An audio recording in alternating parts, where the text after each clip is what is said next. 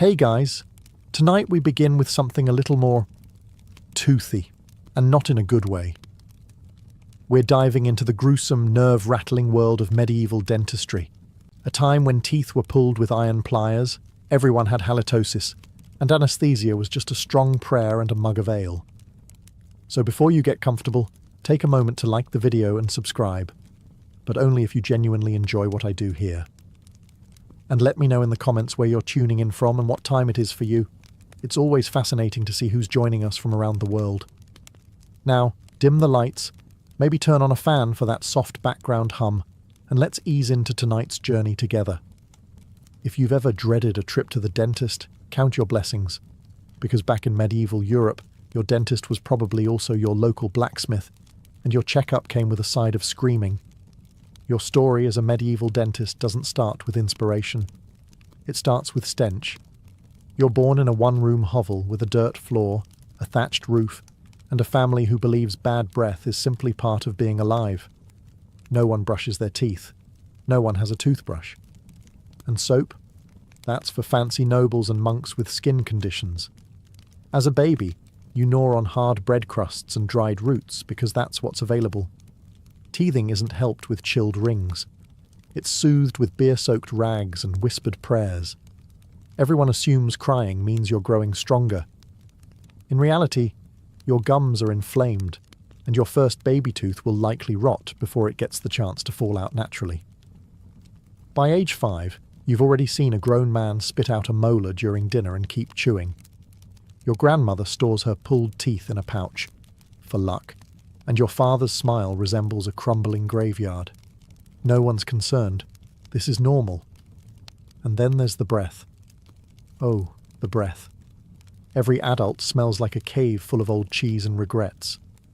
Your friends don't notice because they smell the same. You, however, have a sensitive nose, unlucky for you, but the first sign that you might be destined for dentistry. At age 7, you watch the local blacksmith pull a villager's tooth with tongs meant for horseshoes. The man screams, bleeds, and thanks him afterward. You ask questions. Too many. So they hand you the rag, tell you to mop the blood, and suddenly, you're the assistant. There's no ceremony, no oath, no official title. But that day, your path is sealed. You're the child who isn't afraid of mouths, the boy who doesn't faint at blood, the one who knows how to boil pliers and bite back nausea. Congratulations. You're now the unofficial apprentice to the village's least glamorous profession. Your toys are forceps, your lessons involve pain, and your playmates are molars dropped into bowls with a dull clink. You don't dream of being a knight or a bard or even a scribe. You dream of not flinching next time someone screams in your face. And so begins your journey. Not with a white coat, but with a blood-stained apron and a very unfortunate destiny. Let's get one thing straight. Dental hygiene in the Middle Ages was a myth, and if it ever existed, it died screaming sometime around the 6th century. You, the future village tooth yanker, grow up in a world where people clean their teeth with, well, nothing. If they're fancy, and we're talking monastery-level fancy, they might chew on twigs or rinse with wine. But most people, they just let nature take its course. And nature is not kind to molars. There's no toothpaste, no floss, and no idea that sugar might be bad for enamel. Mostly because enamel isn't a word anyone's heard of. The only thing sweet peasants consume regularly is misery.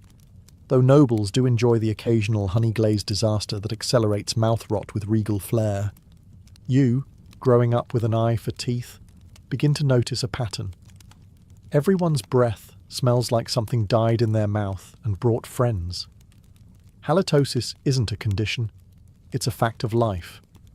You learn to speak from a distance. You instinctively breathe through your mouth, which, ironically, only makes your own smell worse. Children lose teeth young, not from age, but from accidents, infections, or chewing on rocks hidden in bread. By age 10, most people already have 2 or 3 ghost teeth, holes where something used to live. People accept this like they accept mud on their shoes or fleas in their bedding. There are herbal remedies, of course, You might chew mint or rinse with vinegar if you can afford it. But mostly, tooth care consists of hoping the pain goes away before it spreads to your jaw and kills you. And no one talks about the gums. Gums are just red, swollen meat that bleed when touched. And that's fine, apparently. The idea of brushing them gently with a soft, bristled brush would have sounded like witchcraft. As a budding medieval dentist, you begin cataloguing this horror with fascination. You poke teeth with sticks. You learn the difference between wiggly but alive and dead but hanging on. And when someone asks what you want to be when you grow up, you say, someone who makes the screaming stop. Because in your world, there are only two kinds of smiles, the toothless and the soon-to-be. So how does one become a medieval dentist? Simple, you don't. There's no medical university, no dental license, no board exams. You learn by watching people suffer, and the best way to do that is by working under the most hands-on man in town, the barber surgeon. He's not a doctor. He's a multi-tool with blood on his sleeves. He trims beards, lances boils, sets broken bones, and amputates gangrenous limbs between breakfast and lunch. Naturally, he also pulls teeth. Because why not? And now, you're his apprentice. You sweep the floor. You hold down screaming patients. You fetch boiling water, not to clean tools, just to look impressive. Your first week you witness a leg amputation with a dull saw and a leather strap as anesthesia. You faint twice. But by week 2, you're holding a torch. By week 3, you're helping steady heads while your mentor yanks molars with blacksmith tongs. You ask too many questions, which means you're promoted to clean-up duty. Blood, pus, teeth. Your mentor is a practical man. If it's loose, pull it, he says. If it's black, pull it. If they scream, pull it faster. He teaches you that a quick extraction is better than a clean one. That infection is God's decision, not yours, and that you'll get paid more if you pretend to pray first. There's no textbook, just instinct, superstition, and repetition. You learn to recognize which tooth will come out with a twist, and which one will snap in half and leave you with a sobbing peasant and a pair of broken pliers. When things go wrong, you learn the backup plan. Blame demons, blame diet, or, in emergencies, blame the stars. Astrology is surprisingly popular in medical theory, especially when the abscess can't be drained and your patient starts foaming at the mouth. Sometimes you help with battlefield injuries. Sometimes you assist with leeches. But your mentor always makes sure you're there for tooth days. Because, as he puts it, nothing humbles a man like bleeding from the face. And slowly, you learn. Through blood, through screams, through trial and terror. You're not a healer. Not yet. But you're becoming something far more essential in the medieval world. A man who can make the pain go away, for a price. If you're expecting a tray of gleaming instruments, lined with surgical precision, you're thinking way too modern. A medieval dentist's toolkit looks like something confiscated from a dungeon. And you? You're learning to use every single piece. First, the pliers. Thick, rusted, heavy. Not made for dentistry, but for horseshoes, meat hooks, and stubborn nails. The handle smells of old sweat and iron. The grip. Questionable. But if it clamps down on something and pulls, it's considered effective. Then comes the tooth key, a twisted little crank designed to twist a tooth sideways until it pops loose. It rarely works the first time. Usually, it breaks the tooth in half, which is followed by you frantically digging out the root while your patient sobs into a burlap sleeve. You have hooks and scrapers too. One looks like a shepherd's crook, perfect for snagging stubborn fragments. Another resembles a sharpened spoon, used to scoop out abscesses and pack them with mouldy bread or ashes. Sterile? Absolutely not. There's also the mallet. Yes, a mallet. For when the pliers fail and you need a bit of persuasion, you hold the tool against the tooth and give it a good tap. If your aim is true, the tooth pops. If not, well, the jaw might shift a little. The instruments aren't labelled. Some were once used for animal care. Others might have been fishing tools in a past life. You inherit most of them from the barber surgeon's late mentor. Tools he inherited from his mentor, and so on. One has a notch carved into the handle. It's either a maker's mark or someone's tally of fatalities. Cleaning is optional. Sometimes they're wiped with a cloth. Occasionally, passed through a flame, not to sterilize, but to add drama. Bloodstains are considered seasoning. Your job is to keep the tools organized, cleanish, and ready at a moment's notice. When someone walks in clutching their jaw, the last thing they want is delay. They want you to pull something. Quickly, and without asking too many questions. These aren't instruments of healing. They're weapons of mercy. And in your hands, they'll decide whether a man walks out smiling or never walks out again. In the medieval world, dental science didn't exist. But theories? Oh, they had plenty. Tooth pain wasn't caused by bacteria or decay. No one knew what plaque was, and enamel might as well have been a type of prayer. So what did people believe caused those throbbing, pus-filled, jaw-splitting toothaches? Worms. Tiny, evil, invisible worms. Yes, toothworms. These mythical little beasts were said to burrow into your molars and chew away, day and night, like termites in a timber beam. If your tooth ached, it meant the worm was hungry. If it cracked in half, the worm had finished its meal. As a budding dentist, you're taught to look serious, while nodding wisely when someone asks, "Is it the worm again, master?" And you say yes, because it always is. Of course, there's also the religious angle.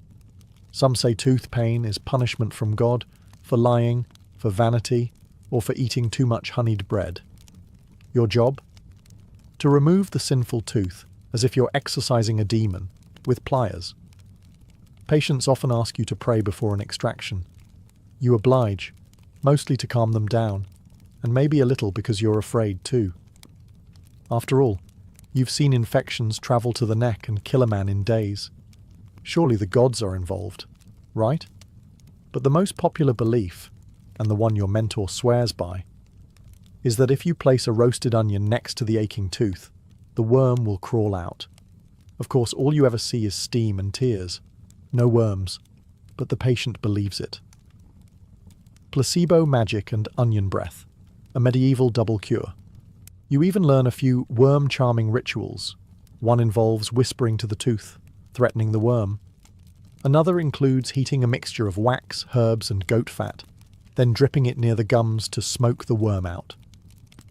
Spoiler, it never works. Eventually, you come to accept the truth. Not about worms, but about belief. People want a reason for their pain, even if it's absurd.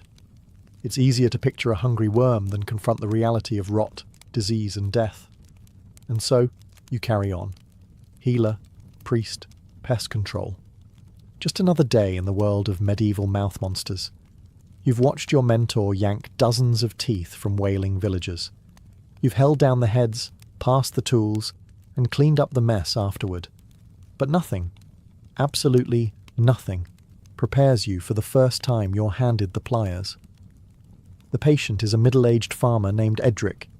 His tooth has been aching for a week. His wife says he hasn't slept, eaten, or prayed. Today he's desperate enough to let a teenager yank it out. You try not to tremble as your mentor steps back and nods. "Go on," he says, arms crossed, apron stained.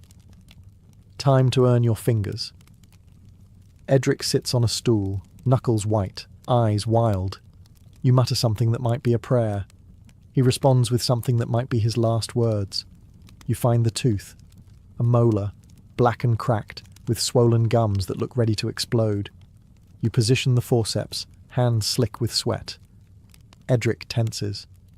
"On 3, you whisper. 1. And on 2, you twist. This is what you were taught. Don't wait for 3. It's mercy. Sort of. The tooth doesn't move. Edric screams like he's being skinned alive because, well, he sort of is. You adjust your grip, push down harder. You hear a sickening crack, and for a moment you think you've done it, until half the tooth comes out, and the rest stays buried like a jagged little dagger. Your mentor sighs. Keep going. The next few minutes are a blur of blood, curses, twisting metal, and panic. You finally wrench out the last fragment, nearly falling backward with the force. Edric slumps forward, face pale, mouth flooding with red. You've done it. Your hands are shaking. Your apron looks like you've murdered a pig. And yet, Edric is alive. Sobbing, sure, but grateful in that dazed, pain-shocked way that only a medieval peasant can be. You clean the wound with wine, pack it with herbs, and wrap his head. He thanks you with a bloody smile. You try not to cry or vomit. Maybe both. Later, your mentor slaps your back. "Not bad," he says. "You only cracked the jaw a little." You sleep that night with the tooth in your pocket. Your first trophy. Your first scar. Once you've pulled a few teeth, you start to notice something that never goes away. Not in the workroom, not on your clothes, not even when you dream. It's the smell. At first it creeps up on you, a faint sourness in the air. You assume it's the stew boiling next door, or maybe your mentor's feet. But then you realize it's coming from mouths. Rotting teeth have their own stench, a gag-inducing cocktail of pus, blood, fermented food, and the unmistakable tang of necrotic flesh. Every time a patient opens wide, it hits you like a wall. And it stays with you. It soaks into your apron, your hair, your fingernails. You start to notice other things too. The smell of fear. It's real, sharp and metallic, especially when your patient is sweating through their tunic, eyes darting, knuckles white on the arms of the chair. Fear makes people stink in a very particular way. It mixes with the tooth rot, the garlic breath, the damp wool, and the faint aroma of hopelessness. No candle or herb bundle can cut through it. You stop trying. You also start keeping track of how many people pass out before the pliers even touch their mouth. You learn to catch heads before they fall. You get good at predicting who will scream, who will faint, and who will try to run. You have a rope for that now. Standard practice. Sometimes, the rot is so advanced, the tooth crumbles under your tool like mouldy bread. What comes out isn't a tooth. It's a memory of one, blackened and soft, a fragment of a past meal and a future infection. You try not to breathe too deeply, but it's no use. The smell is part of you now. You leave the workshop, and people instinctively take a step back. Children cry when you pass. You've become an olfactory omen. One day, a merchant you helped weeks ago walks past you in the market. He nods politely, then holds a cloth over his nose. You're used to it, because in this life, you don't just carry tools and bandages. You carry the scent of every open mouth you've ever reached into. And there are many more to come. By now, you've stopped seeing mouths as parts of people. You see them as battlefields, and you're sent in after the war. Every patient who sits in your chair carries a story between their lips, and it's always written in rot, blood, and broken enamel. Their mouths are disasters, caves of blackened stumps, cracked molars, exposed nerves, and gums that look like overripe fruit. Some teeth lean sideways, clinging to their neighbours like drunken soldiers. Others stand jagged and alone, yellow with age and soft to the touch. And beneath them, the gums are swollen, red, or grey with decay. You've even seen maggots, and not just once. You don't ask questions anymore. You just pry it open and assess the damage. There are teeth that wiggle when the patient breathes, others that explode into fragments the moment your tool touches them. You've seen mouths where not a single tooth remains intact, just roots poking through pus-filled craters. And then there's the infections. Sweet heavens. Boils beneath the tongue. Cysts behind the molars. Entire jaws that pulse with every heartbeat. You once drained a pocket of pus the size of a walnut. The man thanked you through tears. That was a good day. You work fast. Not for efficiency, but because the longer you look, the worse it gets. These aren't dental visits. They're triage sessions. You don't fix. You remove, scrape, and pray. You keep a bucket for discarded teeth. It fills by midday. The smell hits before the weight does. You begin to recognize people by their mouths alone. Ah, yes. the blacksmith with the abscess under his tongue, the baker whose gums bleed when he blinks, the widow with the 7 remaining roots, all pointing in different directions. It's become your normal. You try to stay detached, but every so often, someone leans back, opens wide, and what you see sends a chill down your spine. Not because it's worse than usual, but because you recognize it in yourself. That back molar throbbing at night, it looks familiar. You're not just the healer of ruined mouths anymore. You're a ticking jaw in your own chair. By now, you've stopped flinching at screams. In fact, you barely notice them. They're the soundtrack of your profession, echoing off stone walls and wooden beams like some choir of pain and regret. Each shriek is unique, some high-pitched and panicked, others low and guttural like a wounded animal. You used to offer comfort, a warm cloth, a whispered prayer, a lie about how this won't hurt much.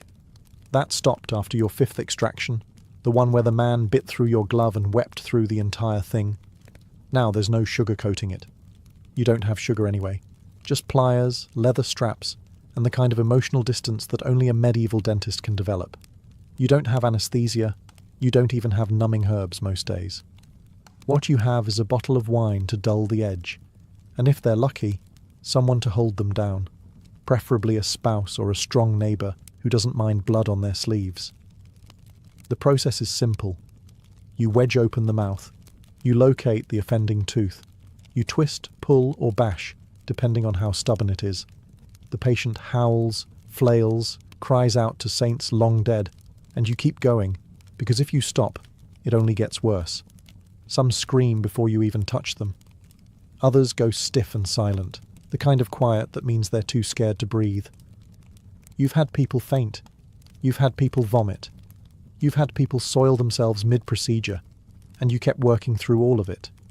Sometimes they scream your name. Not in gratitude, in curses. You've been called a demon, a butcher, a devil in boots. One man swore you were sent by hell to punish gluttons with iron pincers. You took it as a compliment. And afterward? Most patients don't thank you. They stumble away, clutching their face, dripping blood and muttering oaths. A few nod. Fewer pay. The ones who survive with their jaw intact are the closest thing you'll get to a 5-star review. But no one forgets you. Because in a world without comfort, you're the one who trades pain. For slightly less pain. And people will always scream for that.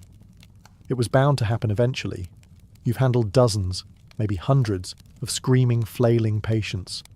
You've dodged knees, elbows, and even one accidental headbutt from a panicked nun. But nothing prepares you for the bite. It starts like any other procedure. A local miller, sweating and snarling through a swollen cheek, comes in holding his jaw like it's going to fall off. "Just get it out," he growls. Classic tough guy. You position him, say your usual half prayer, and start inspecting the molar. A real mess. Black, cracked, barely holding on. You don't even need the pliers yet. You just poke around with your finger to check movement. That's when it happens. He clamps down, hard. Your finger is caught between 2 rotting teeth, and suddenly you understand what real pain feels like. You scream, he screams. Someone else in the waiting room screams out of sympathy. You try to pull away, but it's too late. His jaw locks with desperation. He's not attacking you. He's panicking. But your skin doesn't care about intentions. It's breaking. Blood fills your glove. Your mentor rushes in, tries to pry his mouth open with the blunt end of the tooth key. It works, eventually. You stagger back, holding your hand like it's made of fire. One of your fingertips is torn, the nail half gone. Your hand swells immediately. There's no antiseptic, of course. Just wine, boiled water, and the hope that God's not in a vengeful mood today. You wrap it tight and keep going.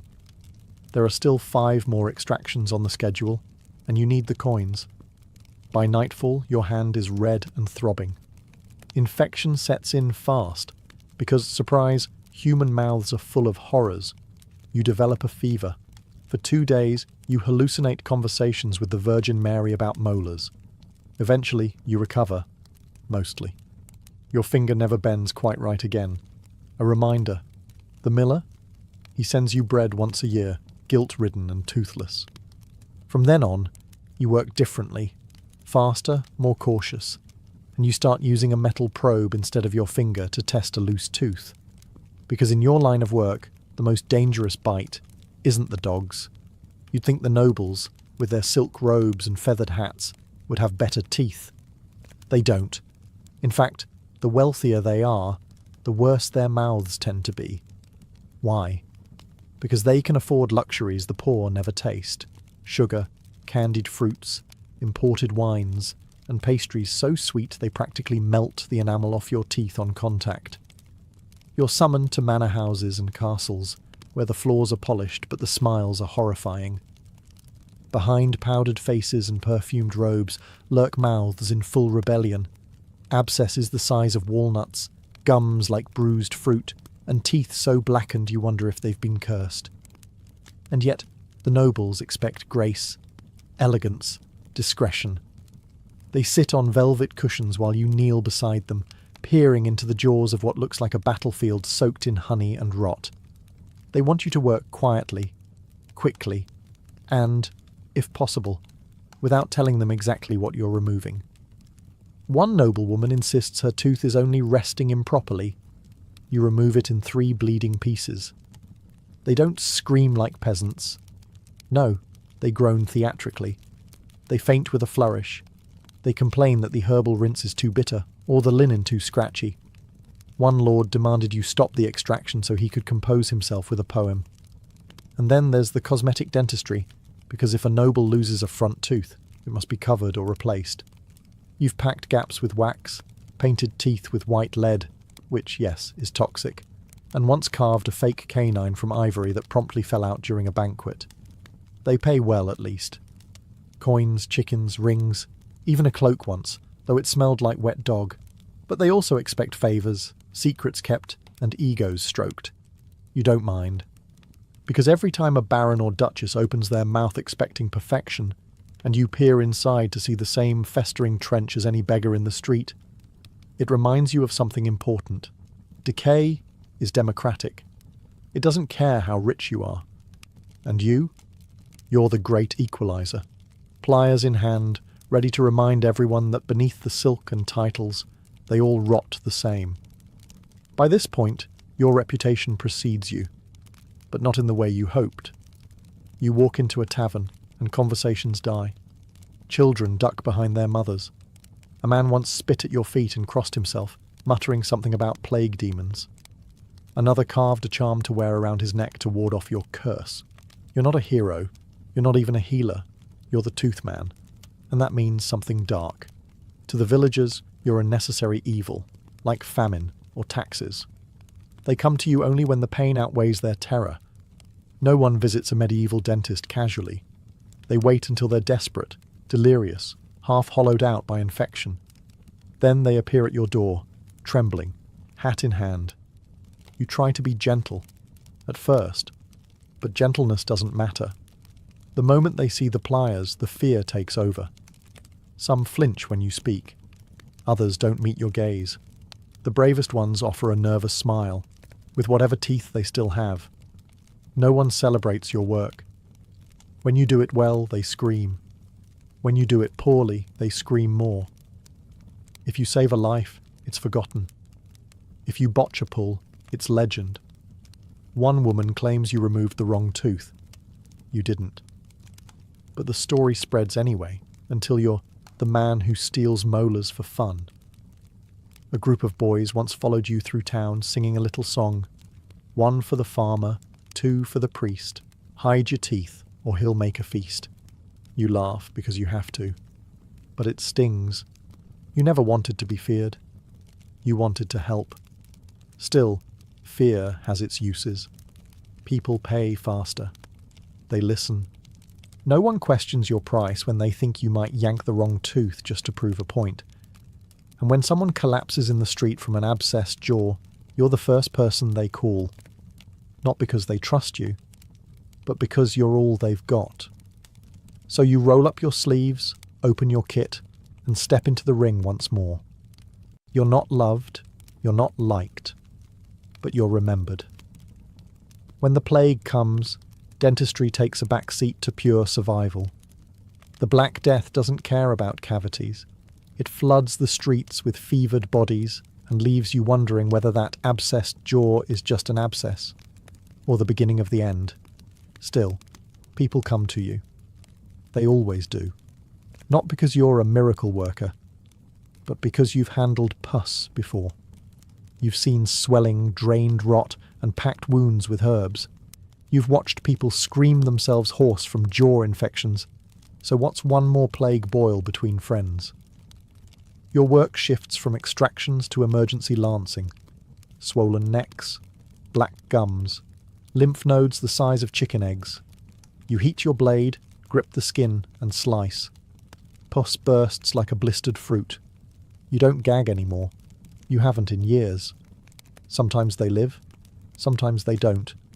You start keeping track in chalk marks on your door, not out of vanity, but to keep your mind from unravelling. Payment is odd now. No one has coins, so they pay in bread, dried meat, or promises they won't live long enough to fulfill. A dying merchant gives you a ring. A widow gives you her late husband's boots. You sell what you can, bury what you must. The smells worsen. Your workshop becomes a hybrid clinic and crypt. You stack firewood for warmth, but it doesn't help. The chill is deeper now. In the bones. In the silence that comes when 3 patients in a row never sit up again. Still, you're busy. The plague is bad for the body, but good for business. And people whisper about you. The one who drained the poison from my neighbour's neck. The one who pulled 3 infected teeth and the man survived. The one who might know something the priests don't. You don't correct them. Because in a time when everyone is dying, being slightly less deadly makes you powerful. So you keep cutting, draining, packing wounds with mould and prayer. You don't sleep much. You don't speak unless needed. But you're alive and working. In the age of plague, you're no longer just the man with pliers.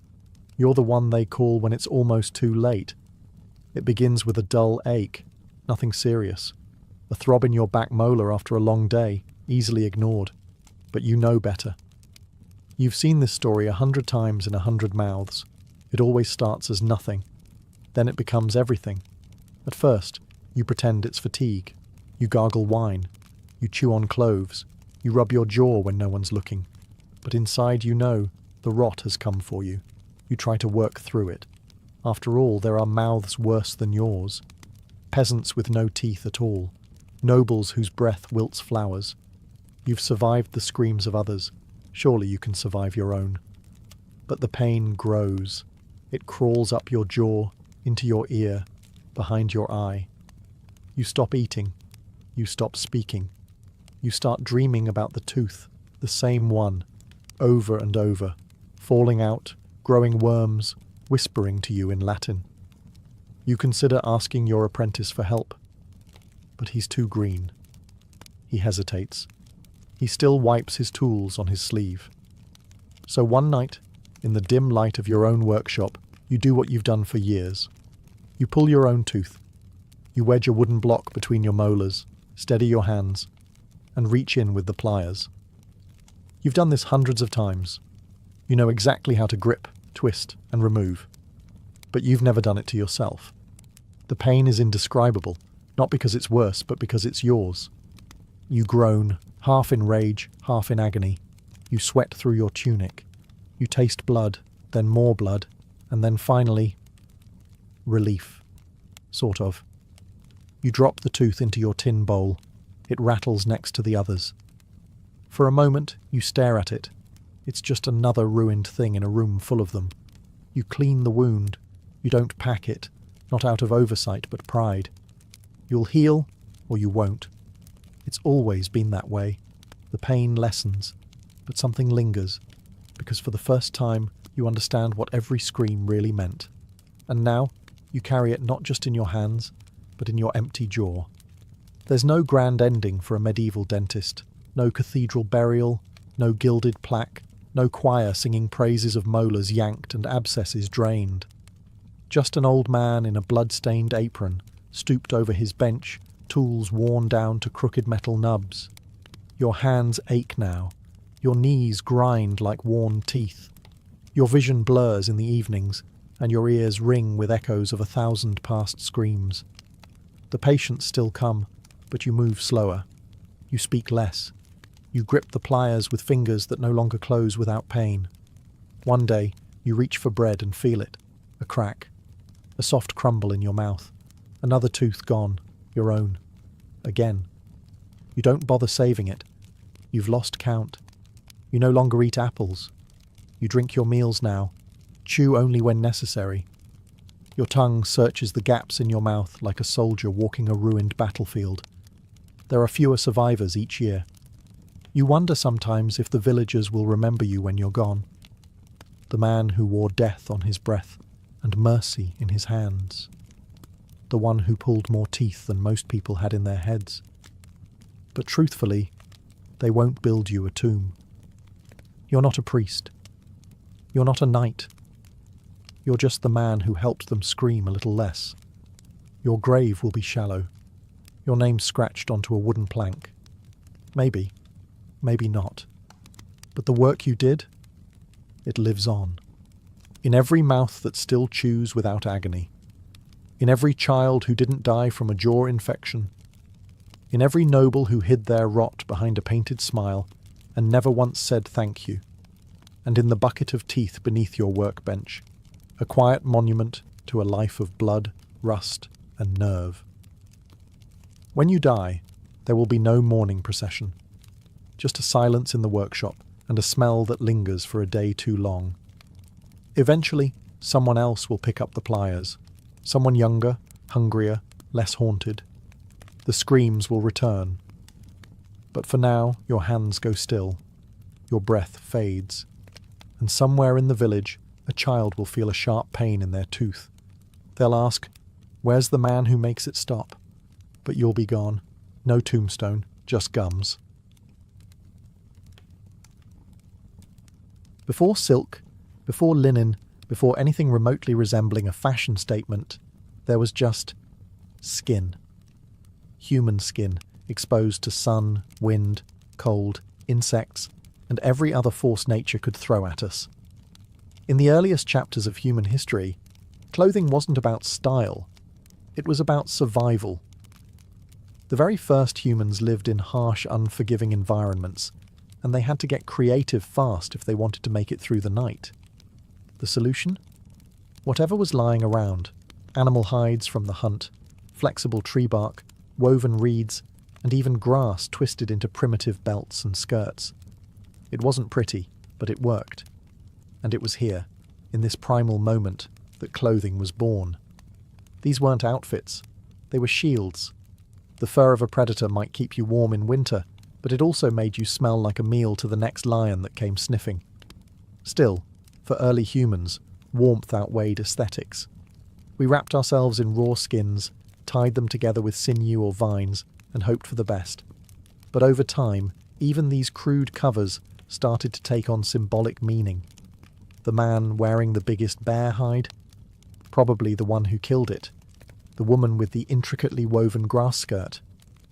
Maybe she was the elder, the storyteller, the healer. Clothing began to signal more than just protection. It whispered status. The earliest archaeological evidence of clothing tools, bone needles, dates back nearly 40,000 years, suggesting we were already tailoring animal hides into more fitted garments.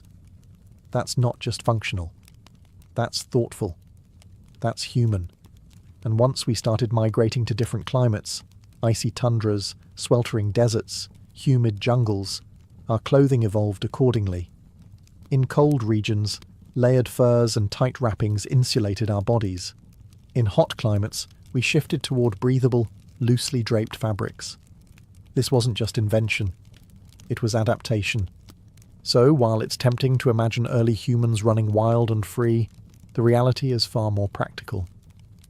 From the moment we began covering ourselves, clothing became our first form of technology.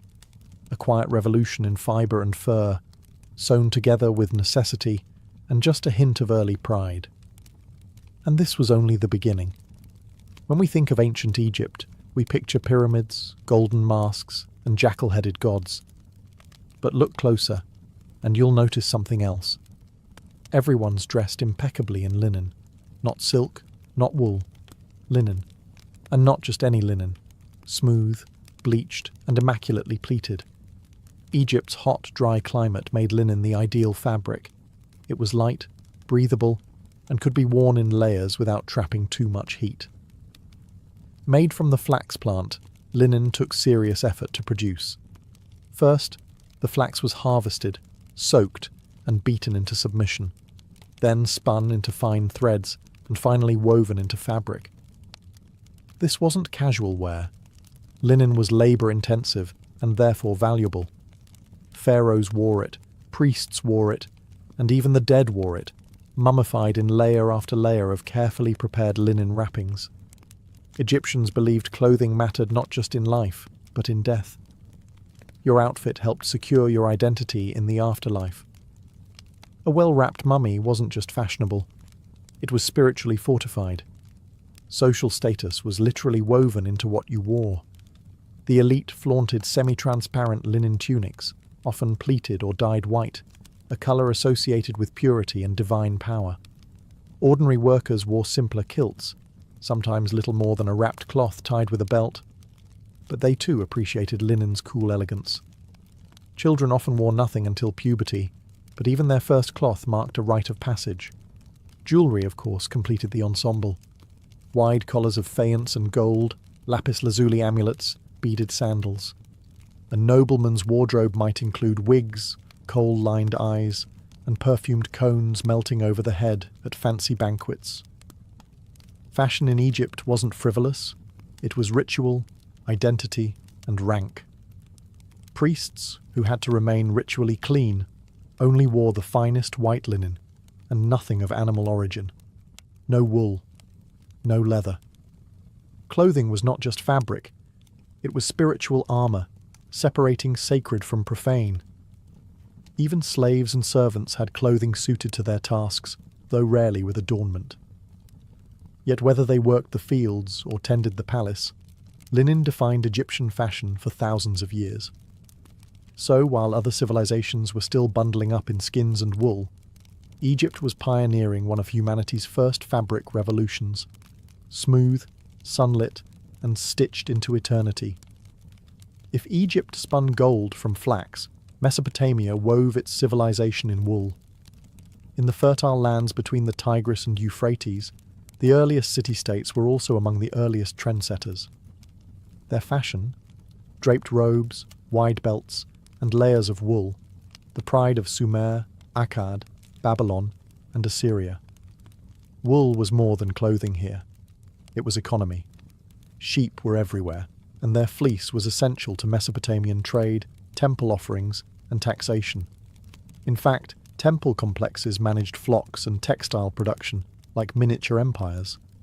Clothing was centralized, sacred and bureaucratic, all at once.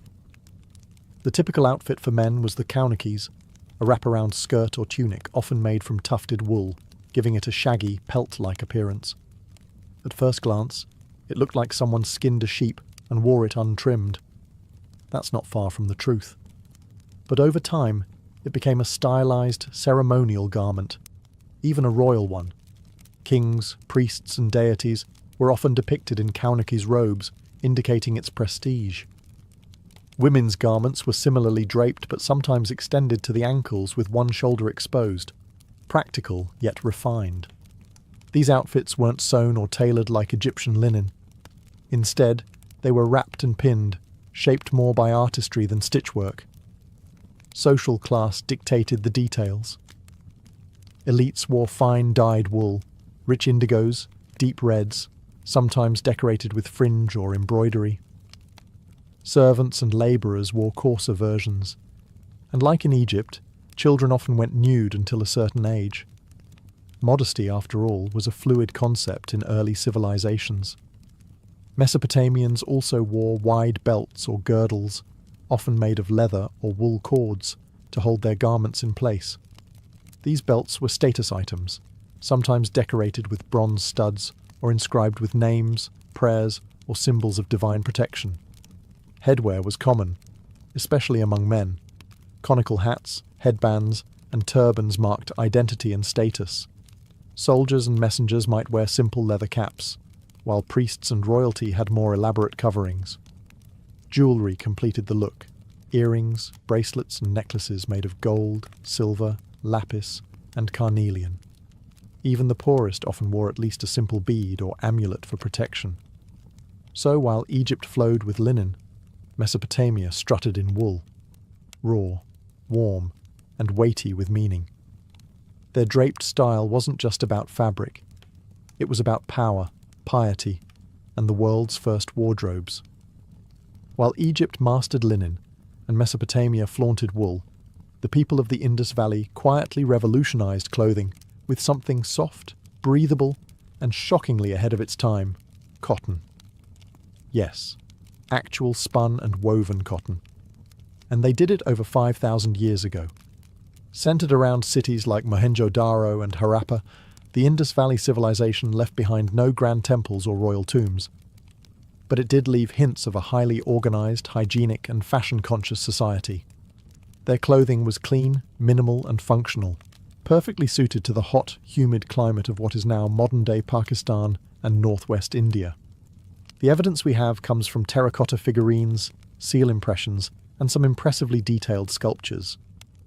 Men typically wore a short kilt or wrapped cloth tied at the waist, while women draped longer garments, sometimes over one shoulder. Think of it like an early ancestor of the sari. Both sexes wore minimal but elegant clothing, always suited for movement and the heat. And yes, they were the first civilization known to cultivate cotton. This wasn't just resourceful, it was revolutionary. Cotton's breathability and softness made it ideal for daily life, especially in contrast to the heavier animal-based fibers of other regions. The Indus people spun it, wove it, and likely dyed it using natural pigments, perhaps indigo or turmeric, both of which were available in the region. Simplicity didn't mean dullness. Many figurines show women adorned with elaborate jewellery, bangles up the arms, earrings, and beaded necklaces. Hair was often styled or braided, and decorative combs and cosmetic containers have been found in excavations, hinting at daily grooming rituals. There's even a famous bronze sculpture known as the Dancing Girl, dating back to around 2500 BCE.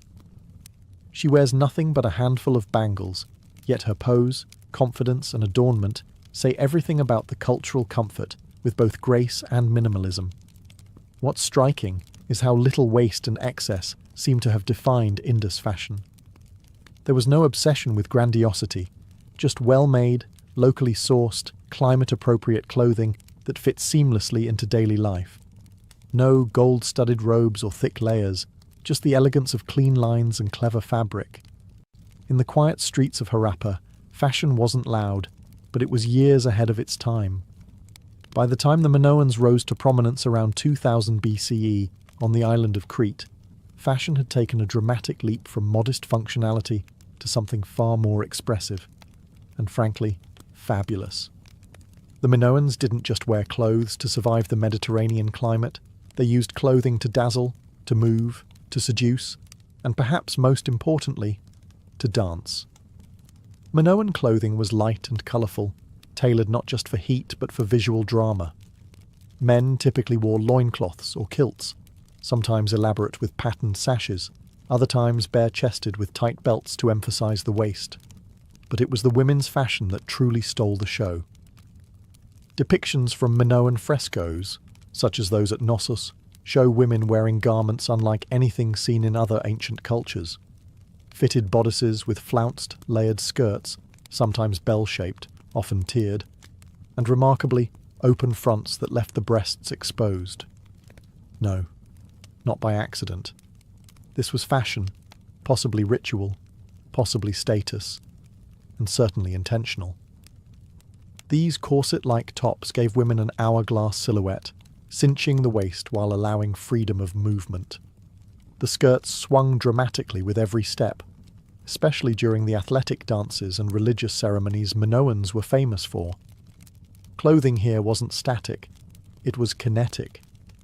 Every layer, fold, and colour played with motion. The fabrics were likely linen or wool, dyed in bright blues, reds, yellows, and purples using plant-based pigments. Decorative borders, embroidery, and perhaps even imported threads added visual interest. Minoan tailors clearly understood flair. They weren't just cutting cloth, they were sculpting identity. Both men and women wore jewellery, necklaces, bracelets, and elaborate earrings, often made of gold, silver, and semi-precious stones like carnelian and turquoise. Hair was long and styled, sometimes curled or braided, with elaborate headdresses or hats for ceremonial occasions. Even children were dressed with care, indicating that clothing played a role not just in function, but in the performance of status, age, and role in society. And given the prominence of women in Minoan art, their elaborate clothing may have symbolized more than beauty. It may have conveyed authority. The Minoans brought fashion off the loom and onto the stage, making every hem a piece of theatre and every outfit a living sculpture in motion. In ancient China, clothing was never just fabric. It was philosophy, hierarchy, and an instrument of imperial control. And at the heart of it all, silk. Glorious, shimmering silk, so prized that people once believed it was spun from the gods. In truth, it came from the humble silkworm, but the impact of its discovery would ripple across continents and centuries.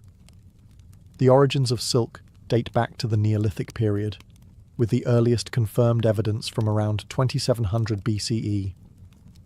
According to legend, Empress Leizu was the first to unravel a cocoon that had fallen into her tea, discovering the delicate filament within. Whether true or not, silk production quickly became one of China's most guarded secrets. Revealing how to make it? Punishable by death.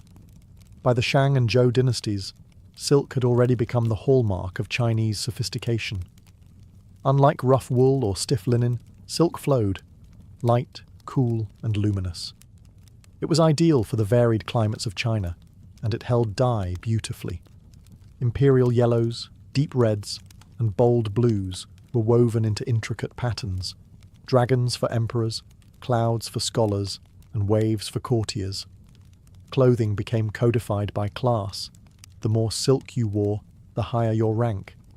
The cut, colour, and even sleeve length could signal everything from your social station to your job. Commoners were forbidden from wearing certain colours or weaves, while members of the nobility floated through palaces in robes that practically whispered power with every step. The Han Dynasty, 206 BCE, 220 CE, elevated silk to a diplomatic weapon. Bolts of silk were traded with nomads, offered as tribute, and eventually sent westward along the Silk Road, giving the route its name. Chinese clothing, especially among elites, now featured wide-sleeved robes, sashes, and multiple layers. The way a robe folded, left over right, became a matter of cultural identity. Women's fashion included high-waisted skirts, long flowing sleeves, and decorative hairpins. Men's garments emphasized grace and humility, aligned with Confucian ideals. Clothing was expected to reflect inner virtue and cosmic balance. Silk wasn't just a luxury. It was a language, soft yet absolute. In ancient China, what you wore wasn't just how you looked. It was who you were, how you thought, and where you belonged. In ancient Greece, fashion didn't scream for attention. It flowed, rapped, and whispered elegance. The Greeks weren't concerned with tailoring or stitching. Their approach to clothing was architectural, sculptural even. With a single length of cloth, they created garments that expressed movement, intellect, and grace. No scissors, no seams, just geometry, drapery, and a deep respect for form. The foundational Greek garment was the chiton, a rectangular piece of linen or wool, folded and pinned at the shoulders with brooches or fibulae, then belted at the waist. Depending on the material and drape, the chiton could be light and breezy or formal and layered. Men wore it knee-length, women ankle-length. It was a canvas of identity, adaptable to age, gender, and occasion. Over this, citizens might wear a hymation, a heavier cloak wrapped over one shoulder, useful for warmth, modesty, or drama, depending on how it was worn. Think of it as a wearable toga, a symbol of dignity and contemplation, often associated with philosophers, statesmen, and elders. The Greeks believed that clothing should mirror inner virtue. Simplicity was celebrated. Extravagance was frowned upon, especially in Athens, where public modesty was a civic virtue. Spartan men were even stricter, often going barefoot, cloaked in coarse red wool, emphasizing austerity over appearance. But don't let the simplicity fool you. Greek garments could be stunning. Wealthier citizens wore dyed and embroidered chitons in saffron, indigo, or crimson, adorned with meander patterns and mythological motifs. Jewellery, hairstyling, and cosmetics enhanced the overall look. Women decorated their hair with ribbons, tiaras, or intricate braids. Men groomed their beards with as much pride as their rhetoric. Footwear was optional. Sandals were common, but many Greeks preferred to go barefoot, especially in temples or at symposia. Clothing wasn't just for covering. It was a conversation with society. A well-draped himation could express nobility. A dishevelled chiton might signal mourning or madness. Greek statues, often modelled after living people, preserved the folds of these garments in marble. Even gods wore chitons and cloaks, reminding mortals that beauty lay in form, not flash. In the end, Greek fashion wasn't about what you wore, but how you wore it, with thought, with poise, and above all, with philosophy woven into every fold. If the Greeks draped their identity in flowing elegance, the Romans tailored theirs into order. Roman clothing wasn't just about comfort or beauty. It was law, rank, and Romanitas stitched together. What you wore in Rome told the world exactly who you were, how much power you had, and even where you could sit in the Senate. The most iconic Roman garment was the toga, a massive semicircular woolen cloth up to 20 feet long, wrapped meticulously around the body. It was bulky, impractical, and required practice to wear properly. But that was the point. Only male Roman citizens could wear the toga. It was a symbol of Roman citizenship, and by extension, Roman superiority. Togas came in different styles and colours depending on your status. The toga virilis was plain white, worn by adult male citizens. The toga praetexta, with a purple border, was for magistrates and certain priests. And the toga picta, dyed entirely purple with gold embroidery, was reserved for emperors and triumphant generals. Purple dye, derived from the murex sea snail, was so expensive it was essentially worth its weight in gold. But most Romans didn't wear togas every day. The tunic, a simple belted garment made of wool or linen, was the daily go-to. Short for men, long for women. Slaves and labourers wore basic, unadorned tunics, while senators had theirs marked with broad purple stripes, latus clavus. Even the width of a stripe could separate a senator from a knight. Women wore stolas, long sleeveless dresses often layered over a tunic, tied at the shoulders and belted at the waist. Married women covered their heads with a palla, a rectangular shawl that added modesty and mobility. For upper-class women, appearance was power. Fabrics grew more colourful, jewellery more elaborate, and hairstyles more towering with each passing dynasty. Romans also loved footwear. Sandals, boots, and indoor slippers reflected one's place in society. A soldier's caligae was not the same as a senator's red shoes. Even the enslaved had designated attire, usually a rough tunic, but they could be dressed well if their master wanted to show off. In Rome, nothing was accidental.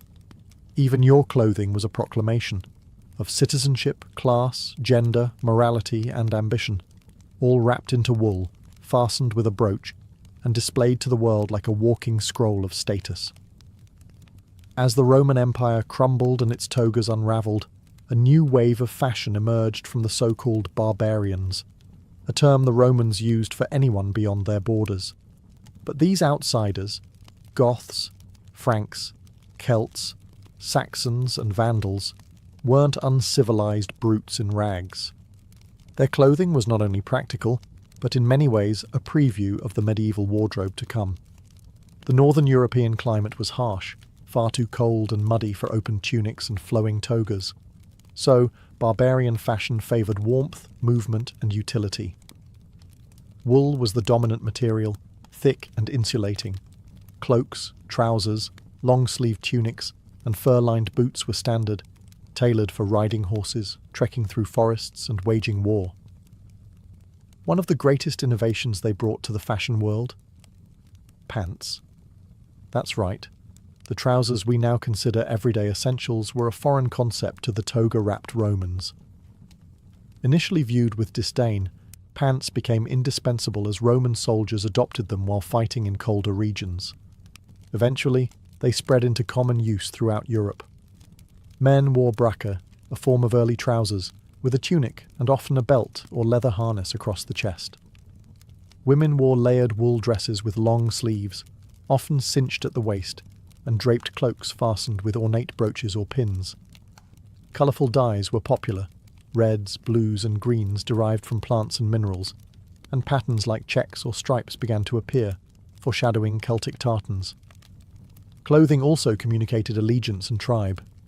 Brooches, belt buckles, and fibulae were not just functional. They bore symbols of lineage, mythology, or rank. The Celts, for example, created intricate metalwork that blended art with attire. Hair and grooming varied, long hair and beards for warriors, braided styles for women, and even facial tattoos in some Celtic tribes. Jewellery made of bronze, amber and glass was common, worn by both genders. By the time the Western Roman Empire fell, the so-called barbarian dress had laid the foundation for medieval European clothing, layered, woolen, and built for real life. Less about ceremony, more about survival, but still rich with meaning, beauty, and cultural pride.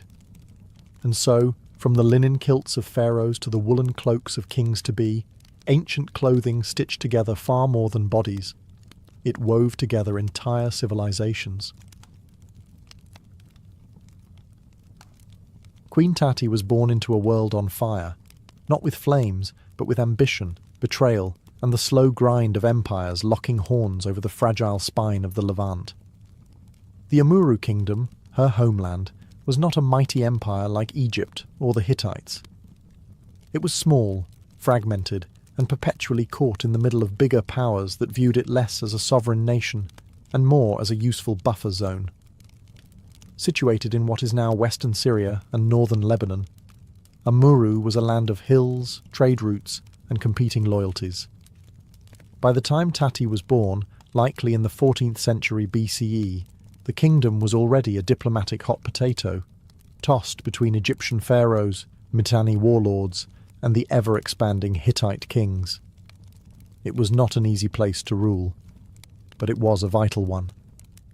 Tati's early life would have been shaped by court intrigue, foreign emissaries, and the constant anxiety of invasion or rebellion.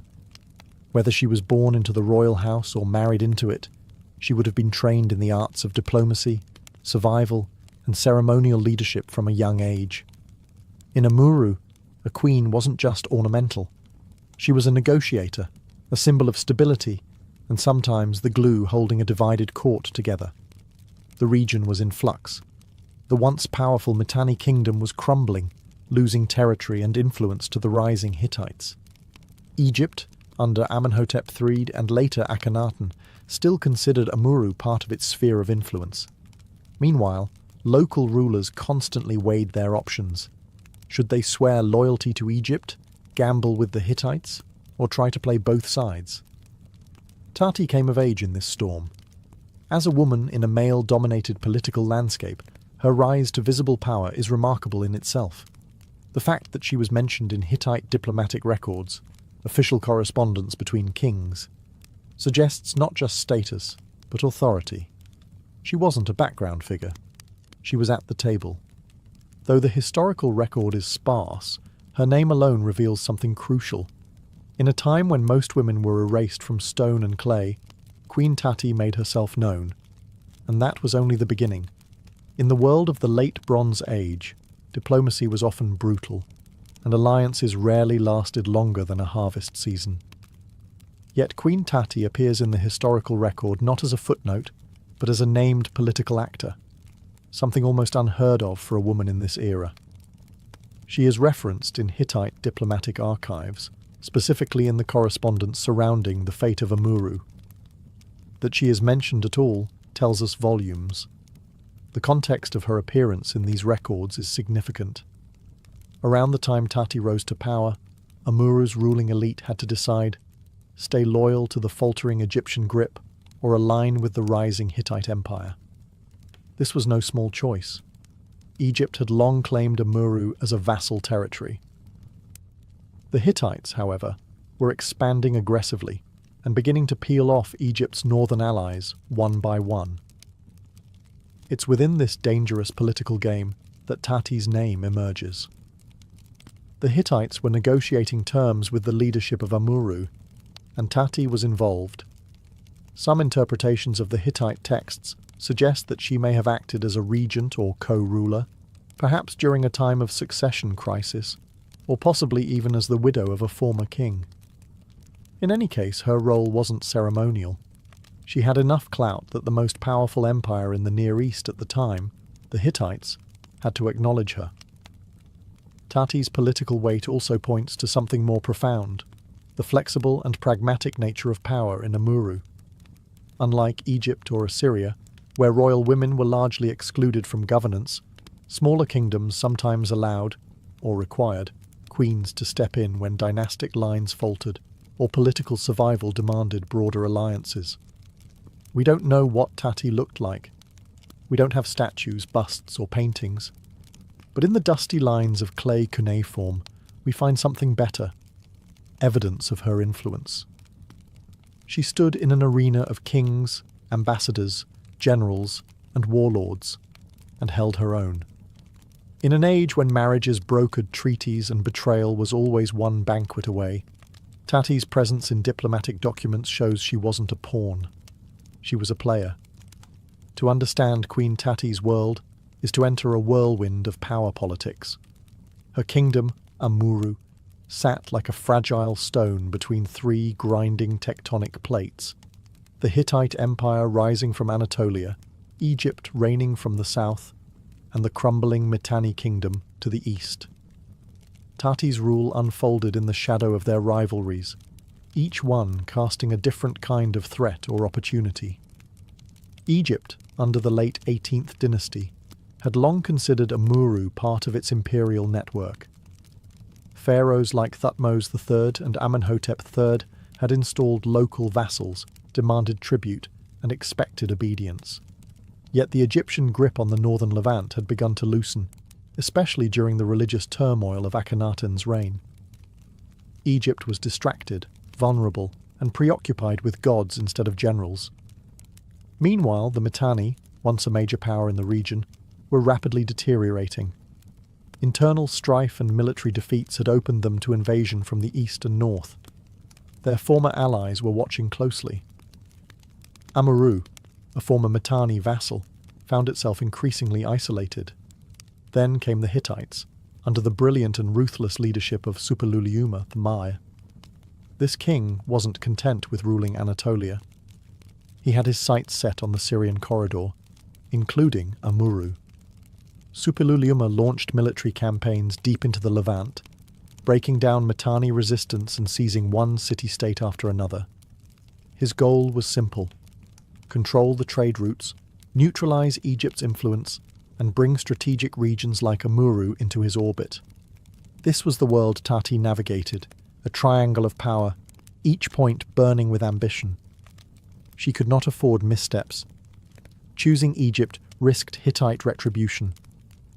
Backing the Hittites might anger local factions still loyal to the pharaoh, and aligning with the decaying Mitanni was a gamble at best. Yet amid this storm, Queen Tati didn't vanish.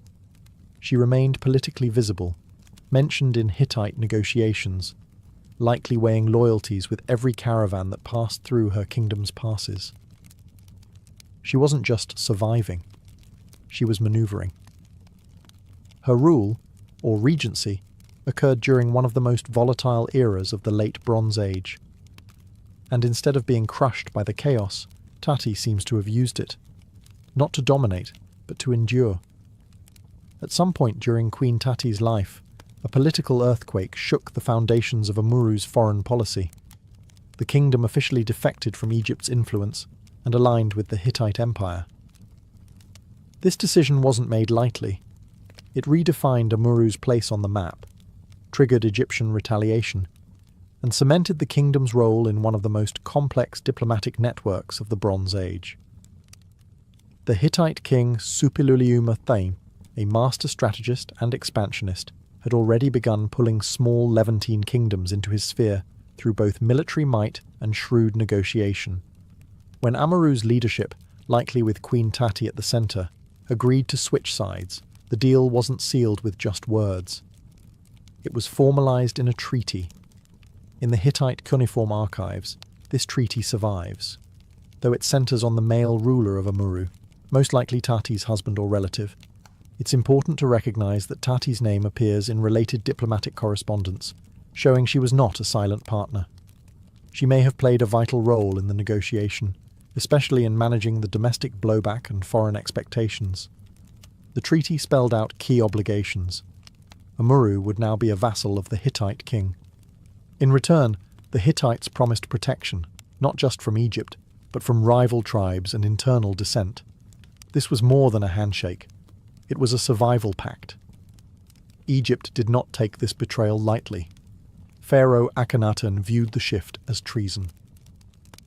The Amarna letters, a collection of clay tablet correspondence between Egyptian officials and their vassals, hint at diplomatic outrage and urgent demands. Tati's court must have braced for retaliation. But aligning with the Hittites was, strategically, the smarter bet. Suppiluliuma's military campaigns had shattered Mitanni power, and Egypt was slipping into religious and political instability. Tati's decision, and yes, we must call it hers too, was one of calculated realism. The treaty with the Hittites was a turning point. It gave Amuru security, but at a cost. The kingdom was no longer a neutral buffer. It had picked a side in a war of empires, and once you chose a side, there was no going back.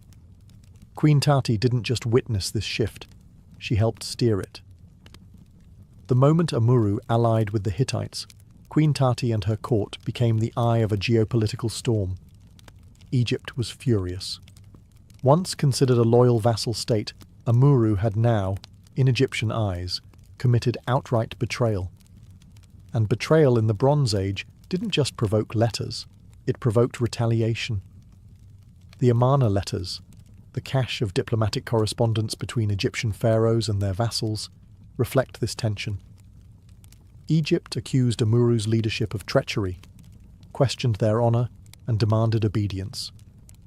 While Tati's name isn't front and centre in these texts, the fact that she appears in Hittite records during the same period suggests she was deeply involved in the storm behind the scenes. What followed was not just a clash of armies, but a battle of loyalties. Egypt began pressing neighbouring rulers to isolate Amuru. Border skirmishes likely increased. Tati would have been faced with managing not just external threats, but internal dissent. Not everyone in Amuru agreed with the pivot to the Hittites, especially those who had benefited from years of Egyptian patronage. Merchants, military leaders, and even members of the royal household may have questioned the wisdom of this alliance.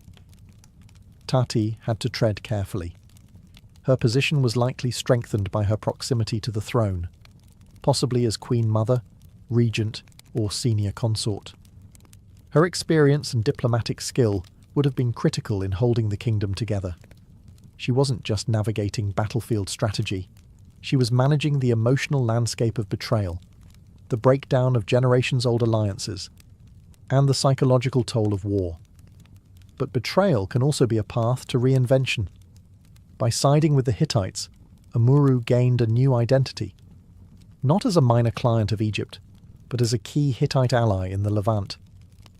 This repositioning came with economic benefits too. Trade routes shifted, Hittite merchants and envoys arrived. Roads were secured under new terms. For Queen Tati, the aftermath of betrayal was survival under pressure. Her legacy, preserved only in fragments, is one of tightrope diplomacy. She didn't have the luxury of certainty. Every decision could spark invasion or civil unrest. Yet, amid the chaos, she endured.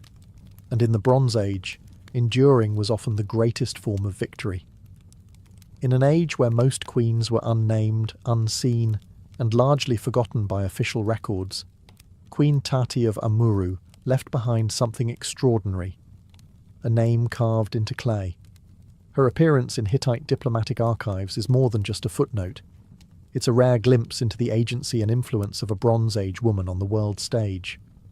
Tati is mentioned in the context of treaties and letters between Amurru and the Hittite Empire, particularly under the reign of Suppiluliuma I, the master tactician of Anatolia.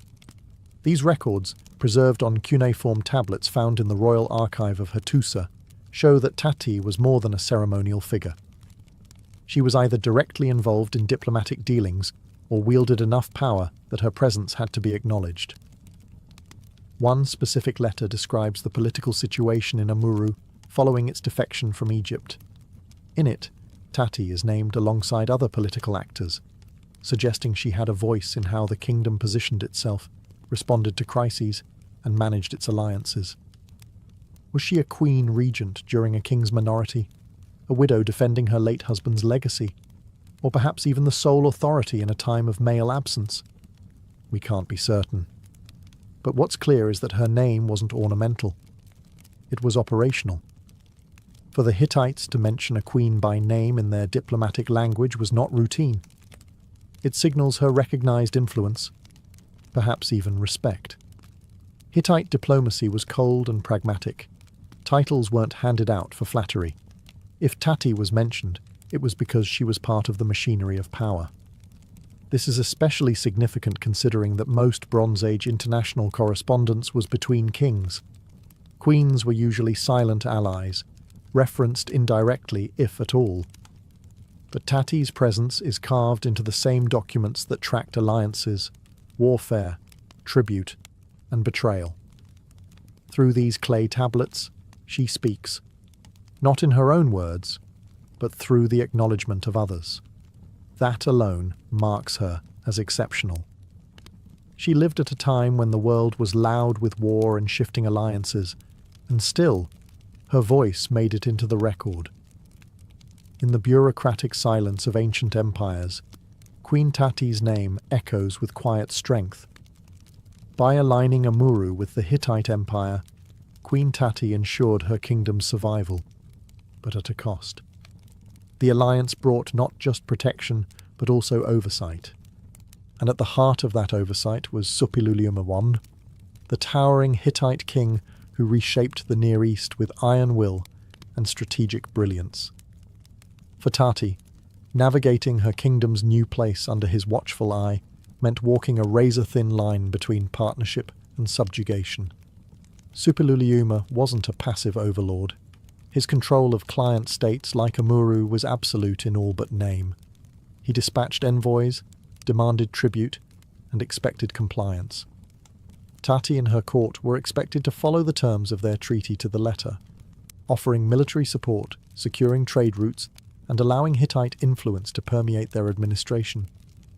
It's likely that Tati had to host Hittite advisors at court, perhaps even see Hittite troops stationed nearby. Her decisions, foreign and domestic, were no longer entirely her own. But she wasn't powerless. Tati's skill was not in defying Suppiluliuma, but in managing his expectations, gaining his trust, and leveraging the alliance to solidify her internal rule. Her real challenge may have come not from the Hittites, but from within. Local elites, merchants, and religious figures accustomed to Egyptian patronage may have chafed under new Hittite customs and oversight. Tati had to be the buffer, appeasing her powerful overlord while quelling discontent at home. That required diplomacy of the highest order, not to mention a keen understanding of personalities, politics, and shifting loyalties. And still, the Hittite king trusted her court enough to enforce loyalty. That speaks volumes. In an era where failed vassals were swiftly replaced or destroyed, Tati's Amurru remained intact. Her leadership was steady. Her presence in the diplomatic record continued. This wasn't the freedom of a sovereign queen. it was something far more precarious. The role of a broker between empire and people, survival and autonomy. And few played that role better. Tati lived in Suppiluliuma's shadow, but she wasn't eclipsed by it. She understood how to bend without breaking, and in the brutal calculus of Bronze Age politics, that was a triumph in itself. Queen Tati's survival in the historical record is rare, almost miraculous. The Bronze Age wasn't known for preserving the names of women, let alone their accomplishments. Yet Tati's name endures, inscribed in Hittite diplomatic texts, not as a wife, not as a shadow behind a king, but as a participant in statecraft.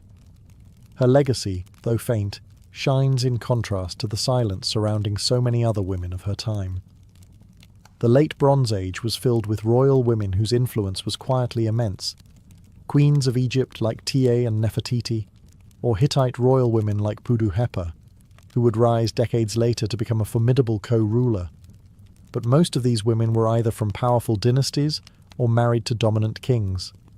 Tati, by contrast, came from, or operated within, a regional buffer state, constantly caught between conquest and collapse. That makes her presence in foreign archives even more remarkable. We don't have monuments or statues of Tati, no gold death mask, no temple with her face carved in stone. Her kingdom was not one of monumental architecture, but of diplomatic survival, held together with treaties, strategic marriages, and compromise. Her legacy is written not in marble, but in baked clay tablets, fragile, easily lost, yet somehow still whispering her name through time. She stands as a rare example of a Bronze Age woman who held power during a time of immense geopolitical change. Tati may have been a queen regent, a ruling consort, or the widow of a king, but whatever her title, she wielded actual influence. She navigated wars between superpowers, betrayal from former allies, and the shifting sands of Near Eastern politics without losing her grip on power. And even more importantly, her story challenges the notion that ancient women were always passive figures behind male rulers. Tati was neither passive nor forgotten. She was named, recorded and remembered, however briefly, by scribes who usually wrote only of kings. Her story reminds us that history is often unfair in its memory, but not always blind. Some voices, even faint ones written in clay, can still echo through the ages. Queen Tati's final years are cloaked in silence. The records that mention her fall away, and the clay tablets that once preserved her name give way to more ominous signs. The signs of a world beginning to unravel. The late Bronze Age was drawing to a close, and with it, the intricate network of diplomacy, trade, and royal alliances that had held the region together for centuries. We do not know how or when Tati died. There is no mention of her burial, no inscription boasting of her accomplishments, but we know that Amuru, like many other city-states and kingdoms of the time, was about to be swept into the chaos of what modern historians call the Bronze Age collapse, a mysterious, decades-long period of destruction, depopulation, and cultural fragmentation. Between 1200 and 1150 BCE, the great powers of the ancient world fell like dominoes. The Hittite Empire crumbled, the Mycenaean palaces in Greece were abandoned, cities burned from Anatolia to Canaan. The cause? Scholars still debate it. War, famine, drought, earthquakes, internal revolt, or the sudden appearance of the mysterious sea peoples. Most likely, it was all of them at once, a perfect storm of disaster. Amuru, caught between the dying Hittites and a resurgent Egypt under Ramses III, would not escape unscathed. Its strategic location, once a blessing, now became a curse. Armies passed through. Supply lines dried up. Alliances disintegrated. The political chessboard where Tati had once moved carefully was upended. The board flipped, the pieces scattered. And yet, the fact that we know her name at all is extraordinary. Tati may have vanished from history's centre stage, but she lived, and likely ruled, through one of the most dangerous and pivotal periods in ancient history. Her decisions, her alliances, and her survival strategy left ripples that were felt long after she disappeared from the record. In the end, Queen Tati was not part of a glorious conquest or a sweeping dynasty. She was something rarer, a political survivor in a collapsing world. And though her legacy lies buried beneath ruins and faded into crumbling clay, her name remains, defiant, dignified, and unforgettable. A queen without a tombstone, but not without memory. Long before the drills and dynamite arrived, the mountain now known as Mount Rushmore stood in quiet majesty, untouched by chisels or presidents. To most Americans in the early 20th century, it was just another granite peak in the rugged Black Hills of South Dakota. But to the Lakota Sioux, it was sacred. They called it Paha Sapa, the heart of everything that is, a spiritual center, not a stage. The Black Hills had been granted to the Lakota in the Treaty of Fort Laramie in 1868, a legal promise that the land would remain theirs forever. But forever proved brief. After gold was discovered in the region just years later, prospectors flooded in, and the US government reneged on the treaty. The hills were seized, and the Lakota were pushed aside. Their sacred spaces sold, mined, and eventually dynamited. By the 1920s, the United States was craving myth. The trauma of World War I had passed, but a new kind of identity crisis had emerged, one defined by modernity, rapid industrial change, and the search for a unifying national story. Against that backdrop, a South Dakota historian named Doane Robinson came up with a bold idea: carve giant figures of American heroes into a mountainside to attract tourism and celebrate the country's greatness. Robinson originally envisioned Western figures, Lewis and Clark, Red Cloud, Buffalo Bill. But once Gutzon Borglum, a fiercely ambitious sculptor with a love for grandeur and nationalism, joined the project, the scope shifted. Borglum proposed something far more dramatic: the faces of 4 US presidents, carved at monumental scale into the granite cliffs. The mountain chosen for the project was not selected by accident. It offered solid granite, high visibility, and favourable sun exposure. But it also stood on land taken from indigenous people, a fact ignored or dismissed by the project's boosters. At the time, the mountain didn't even carry its now famous name in Lakota tradition. Mount Rushmore was a colonial label, coined after a visiting New York lawyer in 1885. The land, once full of tribal stories and ancient rhythms, was about to become something else entirely: a monument to empire, ambition, and the American mythos. The face of the mountain was blank, but not empty. The man who would give Mount Rushmore its colossal faces was no ordinary artist. Gutzon Borglum was as much a showman as a sculptor, a man obsessed with legacy, nationalism, and monumentality. When he arrived in South Dakota in the mid-1920s, he wasn't looking to carve a mountain, he was looking to carve his name into history. Born in 1867 to Danish immigrants in Idaho, Borglum studied art in Paris and was heavily influenced by classical sculpture and the romantic nationalism of 19th century Europe. He admired size, symbolism, and the idea that art should inspire civic pride. His work had already appeared in public spaces across the US, and he had earned a reputation for bold, large-scale projects. But it was his brief, controversial involvement with the Confederate Memorial at Stone Mountain in Georgia that defined much of his early fame and notoriety. That project fell apart amid funding issues and creative disagreements. Borglum left the South in a storm of accusations and broken contracts, but he took with him something valuable: experience with granite, explosives, and the sheer mechanics of mountain carving. When South Dakota's Doane Robinson came calling with his idea to boost tourism through monumental sculpture, Borglum saw an opportunity to start over, bigger, and this time under his full artistic control. But Borglum didn't want to carve regional heroes. He saw something grander, a shrine to American democracy, featuring presidents who, in his view, shaped the nation's destiny. He chose George Washington, Thomas Jefferson, Abraham Lincoln, and Theodore Roosevelt, each representing a different pillar of the Republic. founding, expansion, preservation, and development. Borglum's involvement transformed Mount Rushmore from a state-level tourism gimmick into a federal monument project. He had powerful connections. Even President Calvin Coolidge gave his blessing. And he knew how to secure funding, attract media attention, and pitch patriotic symbolism. For Borglum, art was a tool of myth-making. But his vision was also wrapped in controversy.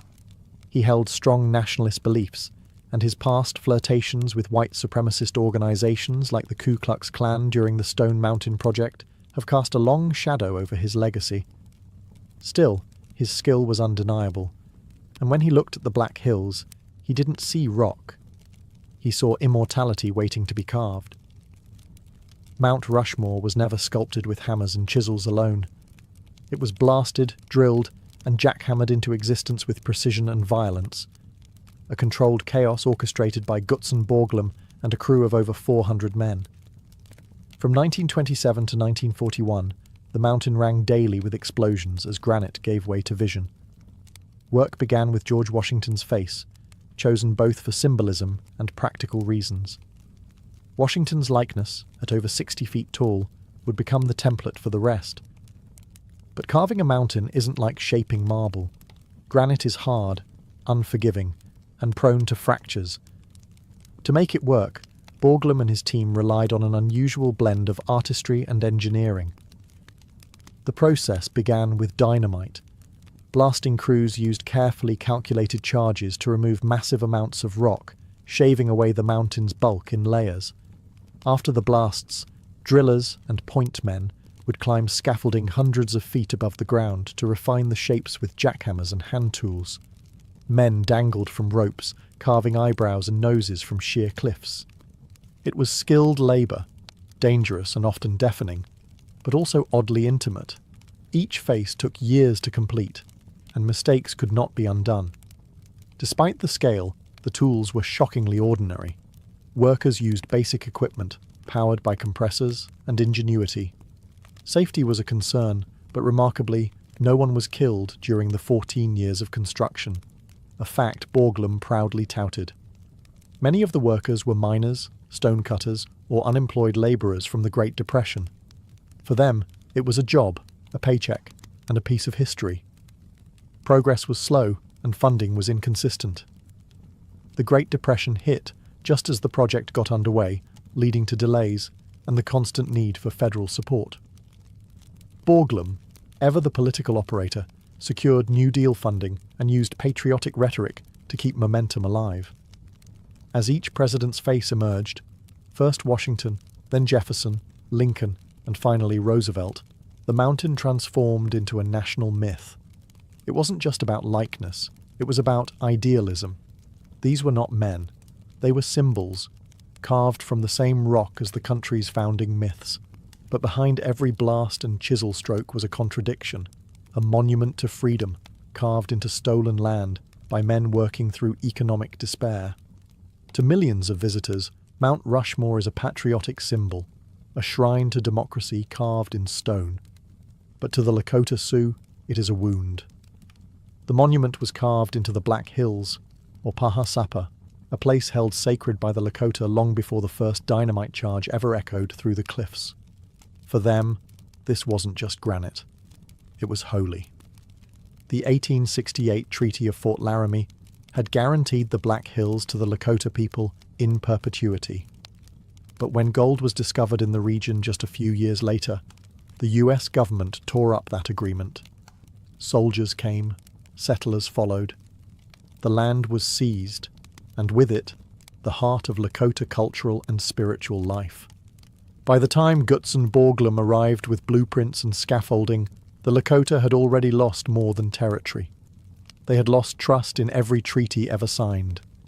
And then, as if to twist the knife, the faces of 4 American presidents were chosen to be carved into the hills, including George Washington and Thomas Jefferson, 2 men associated with indigenous displacement and the expansion of settler colonialism. From the Lakota perspective, Mount Rushmore isn't a tribute, it's a desecration. It represents broken promises, land theft, and the ongoing erasure of native sovereignty. and it stands in contrast to the nearby peak of Thunderhead Mountain, where another colossal carving, the Crazy Horse Memorial, was later commissioned by Lakota leaders as a counter-monument, still unfinished but growing year by year. The Lakota weren't consulted when Mount Rushmore was proposed. Their protests were ignored. Their cultural claims to the land were overridden by federal courts and public opinion. Even today, they continue to assert their rights through activism, legal challenges, and symbolic acts, like the 1980 Supreme Court ruling in United States v. Sioux Nation, which acknowledged that the Black Hills were taken illegally. The Lakota were awarded compensation, but they've refused the money. They want the land back. So, while Mount Rushmore may seem silent and immovable, it is layered with unresolved conflict. It is not just a monument, it is a mirror. And depending on where you stand, what you see reflected can look like pride or pain. The face of George Washington was the first to emerge from the granite, a 60-foot portrait of the man often called the father of the nation. Gutzon Borglum chose Washington to symbolize the birth of the United States, its revolution, its ideals, and its earliest identity as a new republic. But as the granite was blasted away, the face that appeared was more than a likeness. It was mythology-made stone. Washington's carving began in 1930 and set the tone for the rest of the monument. His face required years of work, from explosives to fine chiseling, and was unveiled in stages. Borglum insisted that the facial expression project calm authority, a vision of timeless leadership. The symmetry had to be flawless. The nose alone was over 20 feet long. Next came Thomas Jefferson, originally intended to be carved to Washington's right. But the granite proved too unstable, and the partially carved face had to be blasted away. Jefferson was relocated to Washington's left, and construction restarted from scratch. It was a setback that cost time, money, and morale.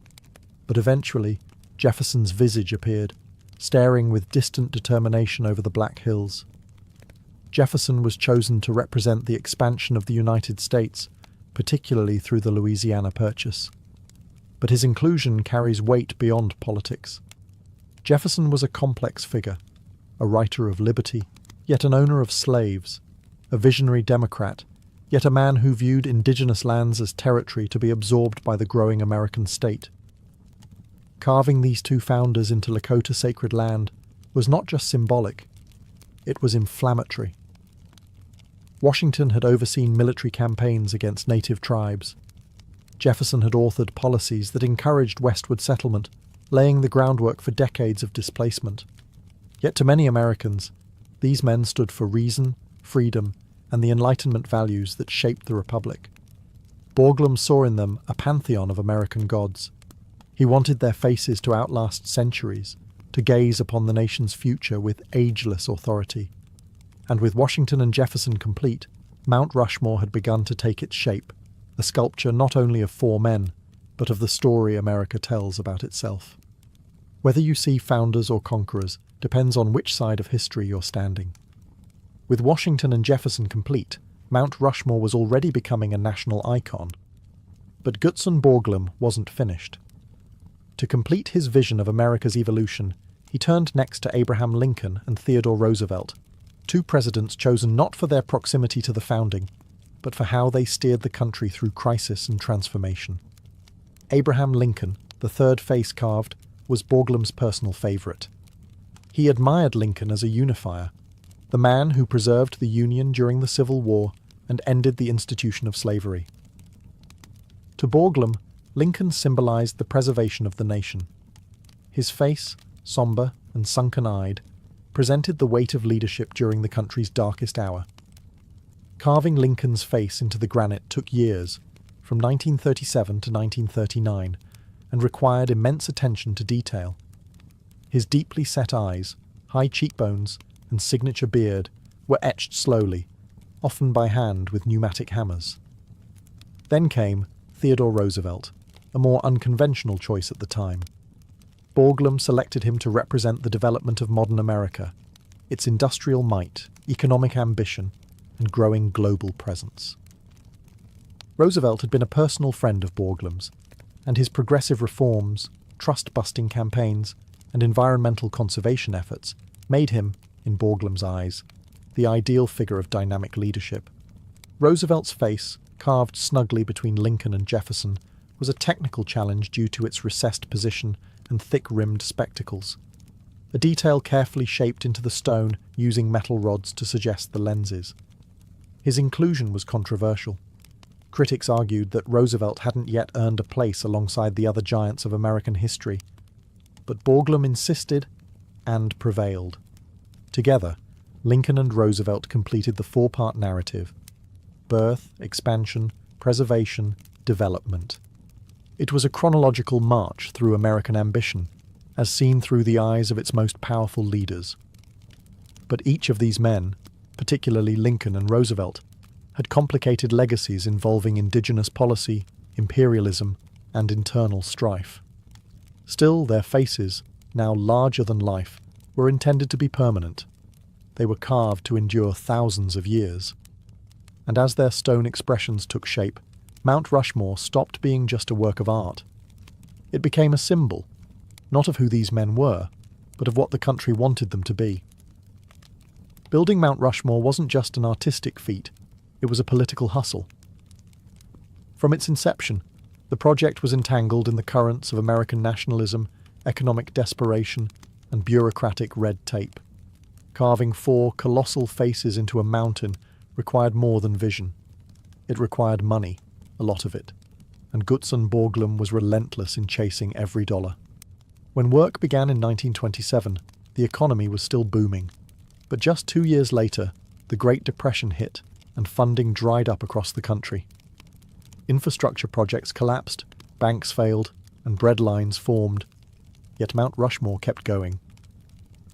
Why? Because Borglum understood the power of spectacle and the politics of pride. He pitched the monument as more than a tribute to presidents.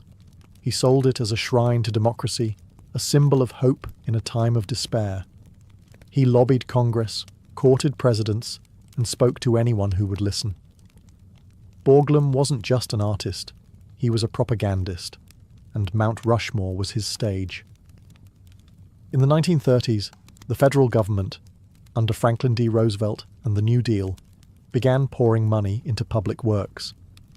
Borglum secured federal funds through the National Park Service, which transformed the monument from a regional curiosity into a national project. The idea of carving American greatness into a mountain suddenly became an economic lifeline, creating jobs, boosting tourism, and stirring patriotic feeling. But the fundraising process wasn't smooth. Borglum clashed constantly with oversight boards, resisted creative compromises, and demanded full artistic control. He often exaggerated progress to secure more money and even tried to expand the project beyond the 4 faces, proposing full torsos, an entablature, and a grand hall of records behind the heads. These were never completed. Public support was mixed. Many were proud, seeing the project as proof that America could endure and build even in hard times. But critics saw it as wasteful, especially when people were starving. Others questioned the political motives behind choosing these particular presidents, all white, all male, all emblematic of expansionist policies. Still, the money kept coming. The dream, though expensive and flawed, marched on. For Borglum, every dollar raised was a vote of faith, not just in his monument, but in the American myth it was meant to immortalize. By the late 1930s, Mount Rushmore was taking shape. 3 presidents complete, a 4th underway, and the scaffolding still rising. But then, in March of 1941, the monument's creator, Gutzon Borglum, died suddenly from complications following surgery. He was 73 years old. The man who had dreamed, fought, and blasted this vision into stone was gone, and the project was left without its driving force. Borglum's death sent a wave of uncertainty through the project. He hadn't just been the sculptor, he had been the architect, the fundraiser, the public face, and the visionary who tied it all together. Without him, there was no one who held the same combination of artistic clarity and political savvy. There were blueprints, yes. There were plaster models. But the energy was gone. His son, Lincoln Borglum, took over the project, a quiet, dedicated man who had worked under his father's supervision for years. He was capable and committed, but far less grandiose. While Gutson dreamed of full torsos, inscriptions, and elaborate finishing details, Lincoln took a more practical approach. With time running out and funding tight, he focused on completing Roosevelt's face and securing the site. Then came another blow: World War II. As America turned its attention overseas, priorities shifted. Federal funding was reallocated to the war effort. National sentiment moved from monuments to mobilization. Suddenly, there were more urgent things to build than statues. By October 31st, 1941, the work officially stopped. The carvings were left as they were, incomplete by Borglum's original design, but still monumental. The planned Hall of Records, meant to house American documents and ideals, remained a hidden chamber behind Lincoln's head, unfinished and unused. Only decades later would a sealed repository of historical documents be placed there. And yet, even in its incomplete state, Mount Rushmore stood as a finished idea. 4 presidential faces gazed out over the Black Hills, not quite what Borglum had envisioned, but powerful enough to become an icon. Borglum's death changed the mountain. It froze the dream in place. The monument, once alive with ambition, became solid, static, and silent, much like the stone it was carved from. Today, Mount Rushmore looms as one of the most recognizable landmarks in the United States, a towering symbol of national pride, tourist fascination, and political complexity. To some, it is a breathtaking celebration of American ideals. To others, it is a painful reminder of the cost of empire. Its meaning shifts depending on who you ask. More than 2 million people visit the site each year, gazing up at the 60-foot faces of Washington, Jefferson, Lincoln, and Roosevelt. They come for photographs, for patriotism, and for the sheer awe of the engineering. But beneath the surface, the legacy of Mount Rushmore is far from simple. The monument has become a lightning rod in conversations about history, race, land rights, and national identity. Critics argue that it glorifies presidents who oversaw the expansion of the United States at the direct expense of Native American nations, carving their faces into Lakota sacred land that was seized in violation of federal treaties, is seen by many as a lasting injustice. For the Lakota, Mount Rushmore is not a monument to liberty. It's a scar. At the same time, the monument has been fiercely defended by those who see it as a testament to American perseverance, a product of ingenuity and grit during the Great Depression, and a tribute to leadership. It has appeared in films, advertisements, textbooks, and political rallies, often as a shorthand for America itself. Even presidents have weighed in. Ronald Reagan called it a monument to American exceptionalism. Barack Obama visited the site and acknowledged its beauty while noting its contradictions. Activists have protested there. Tourists have proposed marriage there. It is a place of pilgrimage, both sacred and contested. Meanwhile, the unfinished Hall of Records, tucked behind Lincoln's head, now holds copies of the Declaration of Independence, the Constitution, and a short biography of Borglum. They rest in a titanium vault, sealed inside a mountain, meant for future civilizations to find. In the end, Mount Rushmore is not just a sculpture. It is a story, carved in granite, edited by history, and debated with every generation. A national myth, towering and incomplete, just like the country it was meant to represent.